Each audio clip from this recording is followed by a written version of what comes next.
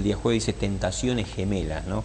Vemos que entonces el profeta, digamos, que estaba en el mandato, el profeta de Dios, va a la casa del viejo profeta, entre comillas, del falso profeta, come, toma agua, cosas que no debía hacer porque debe ir hasta Judá, no quedarse en Israel, sino ir hasta Judá, era el mandato divino. Y entonces mientras están comiendo allí, viene palabra de Dios diciéndole que él no iba a ir al descanso, al sepulcro junto con su padre, es decir, no iba a tener una muerte honrosa. Y entonces allí sale de la casa del viejo profeta, ¿cierto? Sube al animal y lo agarra un león, ¿cierto? Lo toma un león, lo mata y entonces queda tirado al borde del camino. El viejo profeta se entera y entonces pide a sus hijos que nuevamente le arreglen el animal, sale allí, va al encuentro y entonces le da una sepultura, lo coloca en un sepulcro. Y el viejo profeta pide algo, ¿no? Y entonces tentaciones gemelas. ¿En qué vemos aquí tentaciones gemelas? Mencionabas algo, Anita, mientras estábamos charlando. Sí, que, bueno, capaz un poco antes de decir eso, lo del león no fue casualidad. No. Porque cuando vuelve el profeta anterior, encuentra al león, dice acá acá está en el versículo 28, le dice, halló el cuerpo, tendió en el camino, y el asno y el león que estaban junto al cuerpo. El león no había comido el cuerpo ni dañado al asno. O sea, no era que, bueno, sí, por casualidad, digamos, sino que se había cumplido lo que había dicho el profeta. ¿Y por qué tentaciones gemelas? Decíamos, porque a veces, ¿por qué, nos ponemos a pensar, por qué el profeta no cedió ante el rey, pero ante otro profeta sí cedió? Un falso profeta. Y es que a veces nosotros también hacemos lo mismo. O sea, naturalmente tenemos la tendencia. Claro, es que pasa que él era profeta. Seguro es profeta, y porque es profeta debe saber. Y a veces pensamos eso también nosotros en nuestra área, en nuestro momento.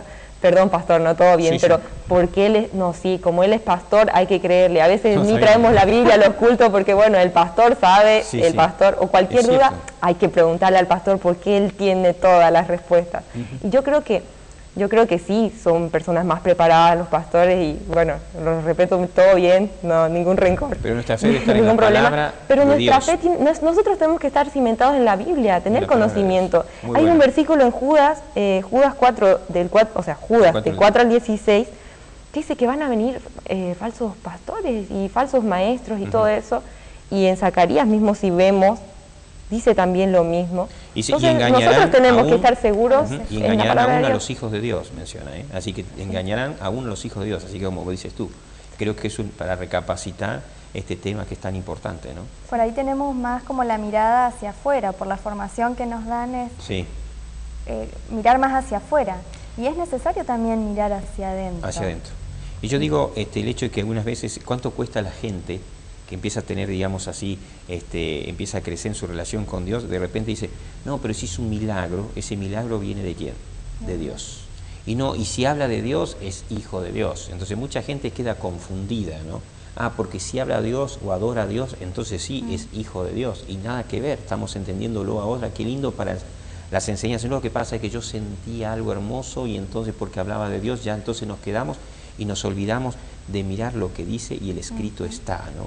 Y entonces, bueno, aquí dice cualquier enseñanza, y me gusta esta frase de lo que dice el autor el día jueves, si ustedes me acompañan, a la última parte del segundo párrafo, dice, cualquier enseñanza nueva de Dios se agregará a la verdad establecida y no restará nada de ella, estimulará la obediencia y no la desobediencia. Qué tremendo, a mí me gusta esa frase cuando dice, y se agregará a la verdad establecida y no restará nada de ella. Es decir, cómo nosotros tenemos que tener el discernimiento clave de comprender, esto es mandato de Dios, esto es palabra de Dios, esto es falsa palabra. Y entonces allí, cierto, estas tentaciones gemelas, él porque le mencionó que era igual, era de Dios, entonces él confió ciegamente. Me hace pensar, una vez más, cómo Dios es intolerante con el pecado, pero compasivo, misericordioso y sumamente tolerante con el pecador. Aun cuando muchas veces hay obstinación, hay terquedad, hay orgullo, como lo demuestra el caso de Jeroboam, ¿no? Pero Dios hace como que esta lección muestra también esta distinción que Dios hace respecto al pecado y al pecador.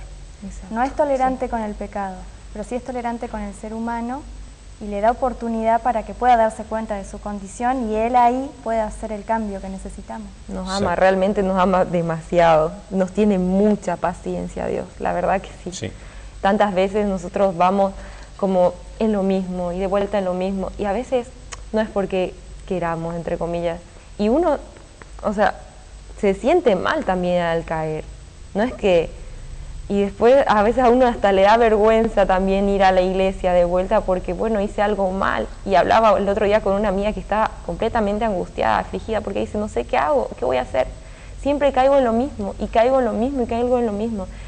Y por eso no me dan ni ganas de ir a la iglesia. Obviamente teníamos confianza y todo con ella hace un tiempo ya. Y no sé qué hacer, me siento tan mal. Y quizás el enemigo mismo el que nos pone eso de no querer volver. Claro que sí, el acusador de los hermanos. Es él. Él nos Sin acusa. embargo, Dios te está diciendo, bueno, necesitas, te sentís necesitado, ese es el momento de venir a mí. Y la cita esta viene a mi mente, que no hay alma, o sea, que cuando el alma realmente está angustiada, o sea, cuando realmente siente la necesidad de Dios, que Dios haría todo en auxilio de tal persona en lugar de permitir que sea vencida. No la dije textual, pero está en Joya de los Testimonios del tomo 7. Y es impresionante que ahí nos muestra a Dios ese amor que tiene hacia nosotros. Creo que siempre está si nosotros vamos a la Biblia, vamos a ver que realmente Dios no es que no quiere que nos salvemos, quiere que vayamos a Él de vuelta, hayamos caído, y ese es el momento, el alma cuando nosotros nos sentimos desvalidos, que no podemos nada por nuestra cuenta, a ir. Si pensamos que yo la tengo clara, ¿quién me va a hacer caer a mí? El que diga estar firme, mire que no caiga. Sí. Ahí, bueno, mucho actuar Dios no puede, pero si realmente nos sentimos desvalidos, Dios, ese es el momento, esa de la oportunidad para Dios. La presunción del profeta, se puso a descansar en lugar de terminar el mandato y irse a Judá así. Con respecto a esto que decía Ana también, a mí se me viene una frase de Elena G. de White, que comenta que el objetivo de Satanás es estar todo el tiempo interfiriendo para que veamos las cosas realmente como son. Porque sabe que si las viéramos, realmente nos daríamos cuenta y nos quedaríamos del lado de Dios. Entonces constantemente trata de obstaculizar esa visión. Yo me quedo entonces con esto de que cuántas veces, digamos, la autoridad es la palabra de Dios o la palabra de los hombres que dicen representar a Dios. Y eso es con lo que tú mencionaste, ¿no? Y creo que esa es una enseñanza muy clara para nuestros días. Cuántas veces allí personas, tantas religiones, el por qué tantas religiones, ¿cuál es tu autoridad? ¿La palabra de Dios o las palabras de los hombres que dicen ser de Dios o que hablan, cierto, palabras dirigidas a Dios, pero que están totalmente enajenadas de la voluntad divina? Y creo entonces, que es el momento de volver a la Biblia. Decíamos el otro día en el grupo pequeño con los chicos, volvamos a la Biblia, volvamos a nuestro origen. Seamos de vuelta el pueblo del libro. Volvamos a ver qué es lo que dice Dios para nosotros en nuestros días. Estudiemos realmente, disfrutemos de esto y no de los alimentos artificiales. Este es el verdadero alimento que nos va a hacer crecer.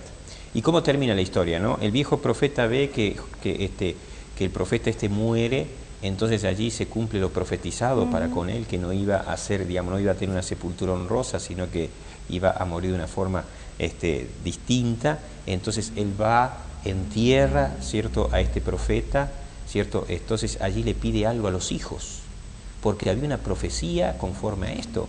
Y entonces le pide a los hijos que los sepultaran junto a los huesos del profeta.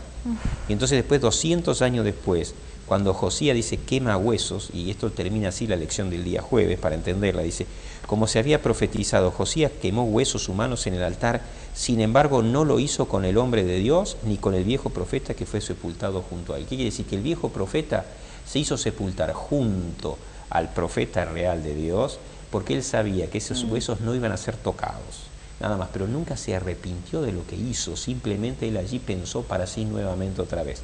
Y bueno, qué tremenda lección cuando las personas, en cierto sentido, como Jeroboam, como este viejo profeta, en lugar de preocuparse en poner su vida en armonía con Dios, solamente buscan allí conveniencias terrenales, conveniencias del momento, y no allí colocar su vida al unísono con Dios.